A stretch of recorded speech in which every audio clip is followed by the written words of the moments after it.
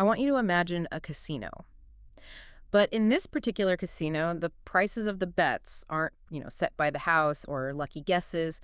They're set by a law of physics. That is actually not a terrible analogy for the options market. Not at all. I've been reading through this stack of research on derivatives pricing and specifically looking at the absolute fundamental physics of how options are valued. And what struck me immediately is that there is no room for opinion here. Usually in finance, we argue, right, this tech stock overvalued, is crypto going to zero? It's all speculation. Right. It's all forecasting. It's guesswork. But here, in the material we're looking at today, it seems like if you disagree with the math, you don't just have a different opinion. You lose money. Instantly. Exactly. We aren't talking about forecasting today. We're talking about structure. In the world of options, before you ever get to the complex models, the stuff people win Nobel Prizes for, there are these ironclad laws. There are bounds and relationships that must hold true. And the stakes are pretty high here, because the research implies that if the market price steps, 1 inch outside these bounds, then the market is handing out free money. It's called arbitrage. And understanding it isn't just about trying to get rich quick. It's about understanding the force that keeps the financial universe from, collapsing. It's the gravity of the market. So we are stripping away the Greeks. We are stripping away the Black-Scholes model for a moment, and we are going right down to the studs. We need to figure out the absolute floor and ceiling of price. But before we get to the free money, which we will, we're definitely going to build a heist scenario later. We have to understand the variables.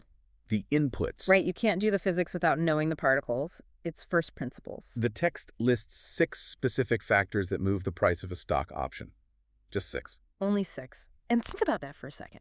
Everything that happens in the global economy wars, interest rate hikes, a CEO getting fired, a pandemic, all of that insane complexity gets filtered down into just 6 numbers. That's wild. Those 6 numbers determine an option's value. Okay, let's test my intuition here. I want to try to derive these rather than just reading a list. I want to see if the logic holds up. Go for it. Let's see. Okay, first 2 seem obvious. If I have a call option, the right to buy a stock, obviously the current stock price matters. We'll call that as 0. That's not, If the stock price goes up, my right to buy it is worth more. Simple. Correct. And conversely, if you have a put option, the right to sell, if the stock price goes up, your option is worth less. It's the basic seesaw. Okay, second one. The strike price, or K, the price I agree to pay. If I have a call option, I want a low strike price. The right to buy Apple at $100 is worth a lot more than the right to buy it at $200. Also pretty obvious. But it sets the baseline right. The relationship between the stock price and the strike price is what tells us if the option has any intrinsic value at this very moment. Is it in the money or out of the money? Got it. Okay, now it gets a little trickier. Factor number 3, time to expiration, or T. This is a big one. A really big one. My intuition says more time is better.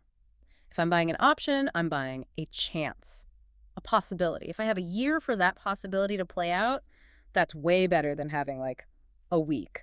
So more time equals higher price. Almost always, yes. You're paying for optionality. The chance that something completely crazy might happen. But there is a nuance the text points out that a lot of people miss. Time isn't just about opportunity. It's also about the cost of carry. Cost of carry. That sounds like some serious banking jargon. Break that down for me. Think about the cash. If you buy the stock today, let's say for $100, you have to pay that $100 today. That money is gone from your account. Right. It's out. But if you buy a call option instead, you get exposure to the stock, but you don't have to pay the strike price until the option expires in a year. You get to keep that $100 in your pocket for 12 months. Oh, I see. And because I keep the money, I can do something else with it. I can earn interest. Exactly. Which brings us to factor number 4, which is inextricably linked to time. The risk-free interest rate, or... This is the one I feel like most retail traders just completely ignore. They look at the stock chart, but they don't look at what the Federal Reserve is doing. And that's a huge mistake. Because options are leveraged instruments. If I buy a call, I am effectively delaying payment. I am, in a way, borrowing the stock. If interest rates are high, say 5 or even 10%, that delay is incredibly valuable. I can leave my cash in a treasury bond earning 5% while I wait to exercise the option. So let me just confirm the direction here. If interest rates go up, call options get more expensive. Yes, because the value of waiting to pay has gone up. It's a real tangible benefit. Well, what about puts? A put is the right to sell. Think it through. If you exercise a put, you sell the stock and you receive cash. Right. I get paid.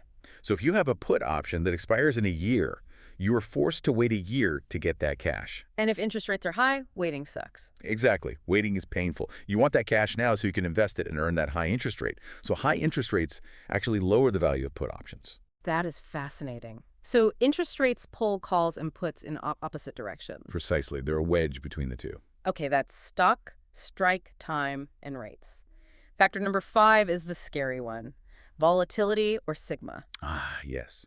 This is where the casino analogy comes back strongest. Usually, as an investor, I hate volatility. I want steady, reliable growth. I don't want heart attacks every morning. But the research says volatility increases the value of everything in the options world, both calls and puts. Why do you think that is? Well, going back to that idea of optionality, if a stock just sits there and does nothing, an option is useless, right? You need movement to cross the strike price. Right, but why doesn't the risk of the stock crashing cancel out the chance of it soaring? It seems like it should be a wash. I guess, because of the floor. Bingo. This is the asymmetry of options. This is the whole point. If you own the stock and it crashes to zero, you lose everything. But if you own a call option and the stock crashes to zero, I just don't exercise it. I throw the ticket in the trash. I only lose the premium I paid. My downside is capped. but your upside. Theoretically unlimited. So if a stock is wild, if it swings 20% a day, you have a much higher statistical chance of hitting a massive home run. But your risk of loss never, ever exceeds the price of that ticket. Volatility is pure fuel. Okay. It expands the range of possible outcomes, and since you can cherry-pick the good outcomes and just ignore the bad ones, you have to pay a premium for that chaos. That makes perfect sense. It's like buying a lottery ticket where the jackpot keeps getting bigger, but the ticket price stays fixed. Of course, the market is going to charge you for that, which is why volatile options are so expensive. And the sixth and final factor. Dividends. Right. We can touch on this briefly now and then go deeper later. Dividends are basically cash leaking out of the stock price. When a company pays a dividend, the stock price drops by about that amount on the ex-dividend date. So it hurts calls and helps puts. Exactly. It weighs down the stock price. Simple as that. Okay, so we have our 6 ingredients. Now that we know the variables, let's talk about the laws. The source material refers to these as the bounds. Think of them as guardrails on a highway. I like that. Before we even pull out a calculator to find the fair price, we can look at the market and say, okay, the price cannot be higher than this and it cannot be lower than that. And this isn't probability. This is just pure logic. Let's start with the upper bound, the ceiling. What is the absolute most a call option can ever cost? This is a logic test. A call option gives you the right to buy 1 share of stock. Can that right ever be worth more than the share of stock itself? No, that would be completely insane. If the stock is $100 and you try to sell me a call option for $105. You just buy the stock. Right. Why would I pay a premium for the right to buy something when I can just buy the thing itself for less? Exactly. So the upper bound of a call is simply S naught, the stock price. Easy. C is less than or equal to S naught. What about the upper bound for a put? A put is the right to sell. What's the best possible thing that can happen for a put holder? The company goes bankrupt. The stock goes to zero. Correct. If the stock goes to zero, you get to sell a worthless piece of paper for the strike price, K. So the most you can ever possibly get out of a put option is K. So the price of the put can never be higher than the strike price itself. For an American option, yes. For a European option, which you can only exercise at the very end, it's actually the present value of the strike price because you have to wait to get that money. Right, that time value of money again. Okay, those are the ceilings. If prices go above that, the market is broken. But I'm much more interested in the lower bounds, the floor, because this feels like where the actionable trading information lives. The lower bound is much more interesting, yeah, because it tells us when an option is too cheap. If an option dips below this floor, it's not just a bargain, it's an actual error in the market. Let's focus on the call option floor. The formula from our text is S naught minus K times E to the minus RT. Whoa, don't glaze over at the math. Let's translate that into English. It's the stock price minus the present value of the strike price. Okay, but why? I want to understand the why. Let's put numbers on it. Let's say a stock is trading at $20. The strike price is $18. Okay, so the option is in the money by $2. You have the right to buy a $20 asset for $18.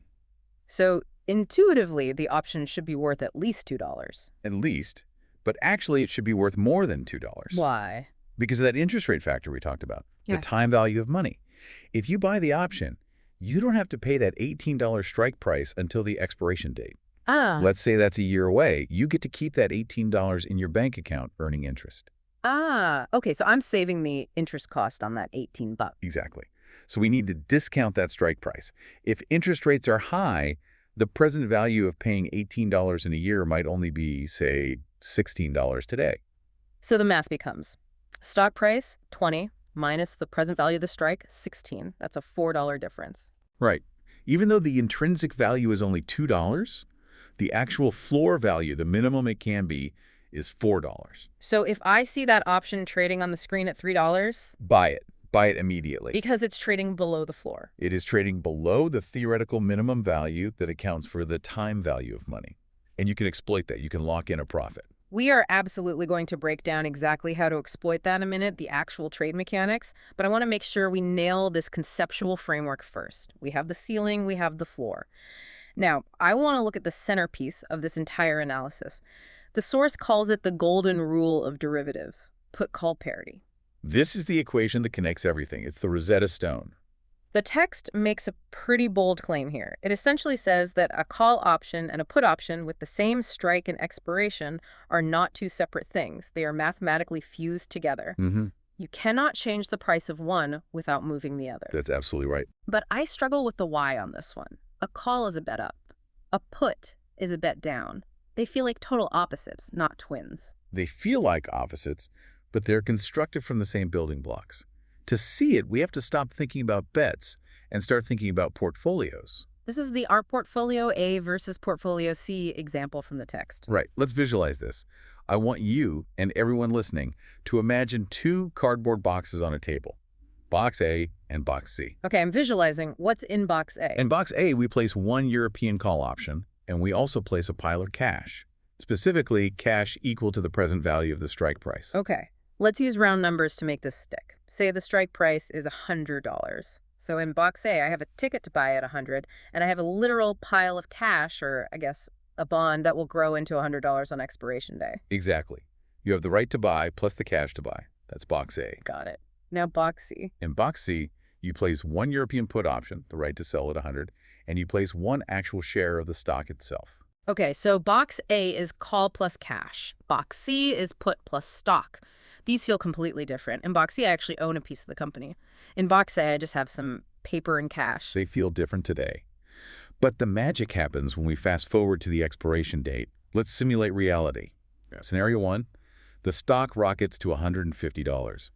What happens in box A? Box A. Okay, I have the call. I use my cash, which is now grown to $100 to exercise the call. I buy the stock. I now have a share of stock worth $150. Great. Now look at box C. You have a put and the stock. The stock is $150. The put lets me sell at $100.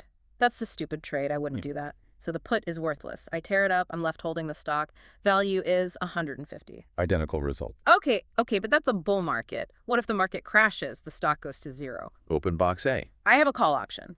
Completely worthless. Nobody buys at $100 when the price is zero. But I still have the $100 cash. The bond matured. So your total value is $100. Now open box C. I have the stock, which is worth zero. Ouch.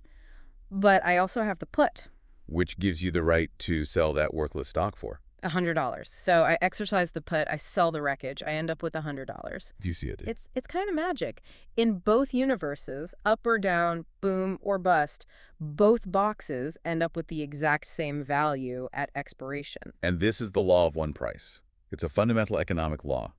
If two boxes guarantee the exact same payout at the exact same time, they must have the same price tag today. So call plus cash must equal put plus stock. If that equation is off by even a penny, you can buy the cheap box, sell the expensive box, and you have guaranteed a risk-free profit. Okay, let's do that. Let's put this into practice. Because risk-free profit is a phrase that should set off alarm bells. Usually if someone offers me a risk-free profit, I assume it's a scam. In the macro world, yes.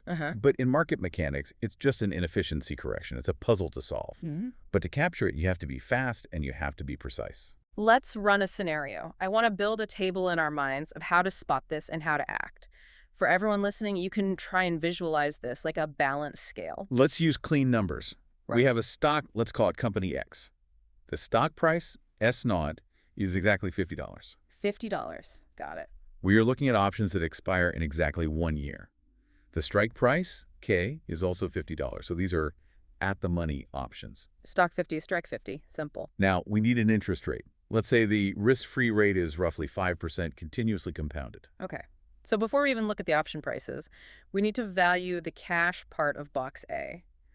What is the present value of that $50 strike? Using the formula 50 times E to the power of minus 0.05, it comes out to roughly $47.56. Okay, so box A costs the price of the call plus $47.56, and box C costs the price of the put plus $50, the two sides of our scale. Right. Now we look at the market screen. The call is trading for $6. The put is trading for $2. Let me do the math. Left side, the call side, box A. $6 plus $47.56 equals $53.56. Okay. Right side, the put side, box C. $2 plus $50 equals $52. Stop. You see that spread? A $1.56 difference. That is a glitch in the matrix. The market is telling you that two identical things have different prices.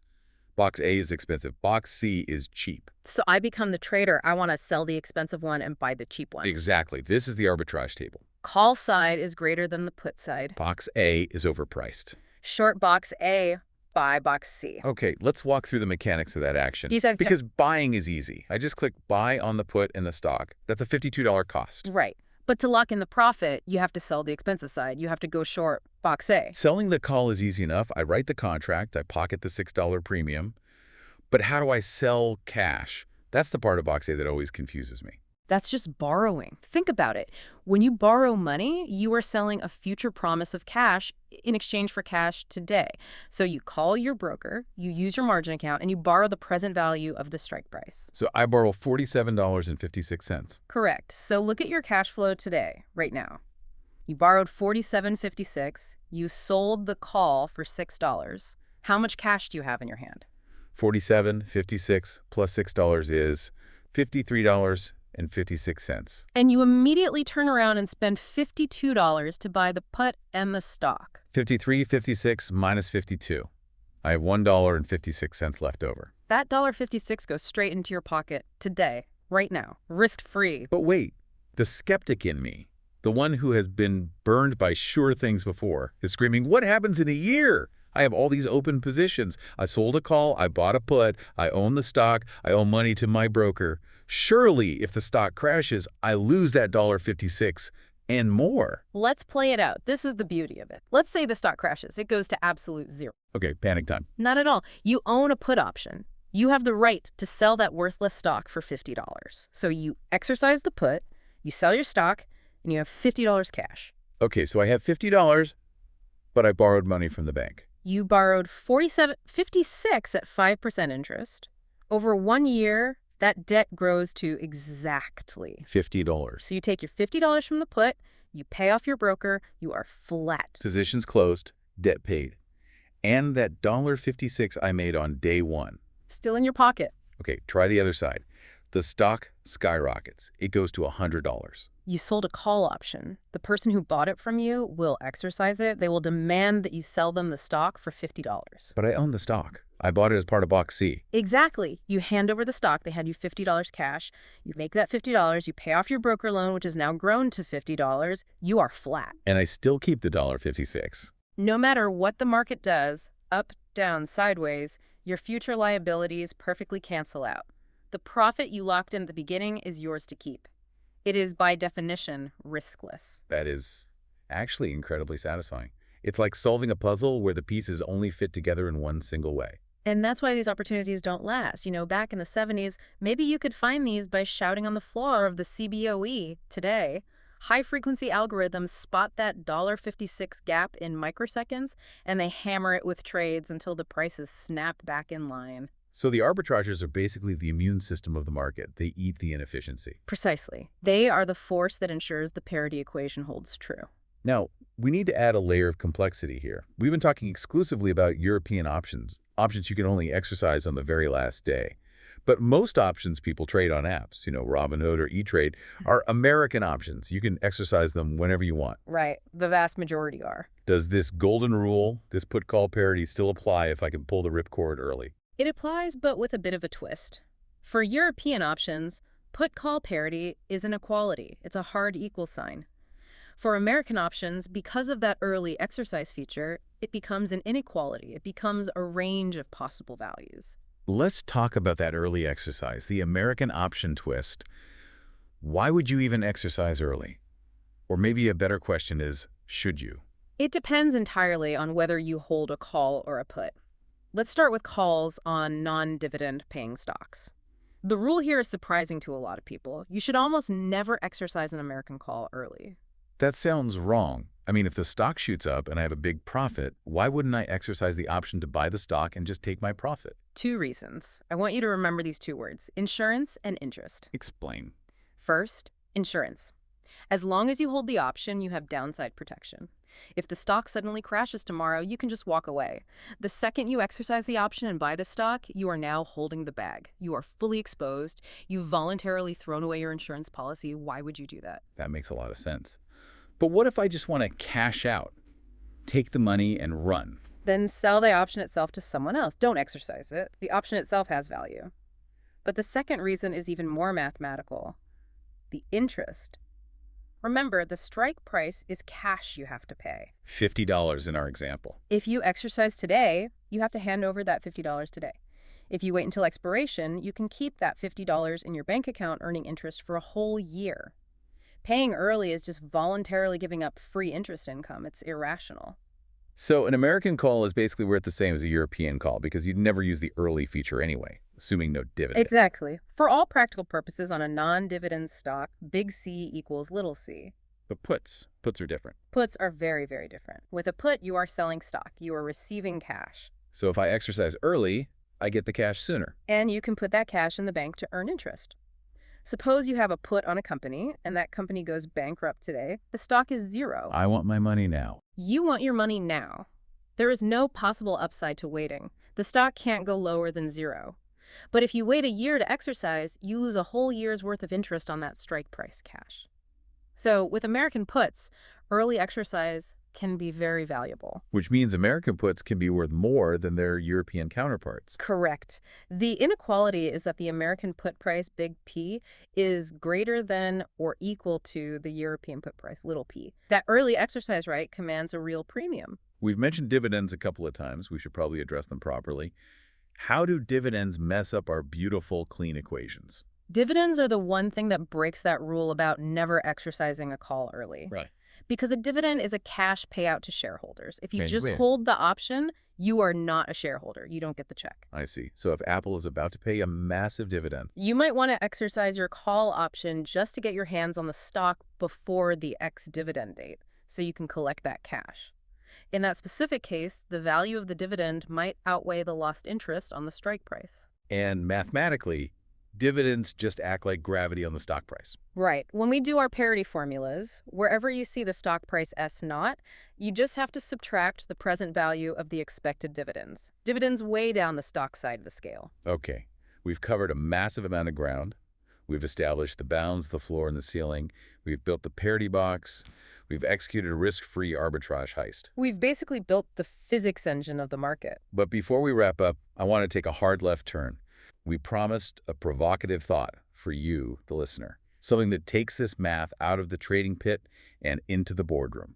This is one of my absolute favorite insights in all of finance. It comes from the economists Robert Merton and Fisher Black, the same minds behind the big option pricing models. Usually we use options to bet on stocks, but Merton argued that stocks themselves are options. Exactly. We can use put-call parity and the logic of options to understand the entire structure of a corporation. Walk me through this. This sounds big. Think about a company. It has assets factories, patents, cash in the vault. And it has 2 main groups of people who paid for those assets: the shareholders who own the equity and the lenders who own the debt. Okay. Equity and debt. Stakeholders. Now, imagine a simplified company. It has some assets and it has one big loan bond that is due in exactly 1 year. Let's say they owe $100 million. Okay. $100 million debt due in a year. Now look at the shareholders. What is their position? If the company's assets in a year are worth $150 million. They pay off the $100 million in debt, and they keep the remaining $50 million. Right. And if the company's assets are worth $500 million. They pay off the $100 million debt and keep $400 million. Their upside is huge. And what if the assets are worth only $80 million? The company's bankrupt. The shareholders pay nothing. They have limited liability, so they just walk away. The lenders get to take the $80 million in assets. Doesn't that payout structure look familiar? Unlimited upside, capped downside. It's a call option. Exactly. Equity in a leveraged firm is literally a call option on the assets of the company.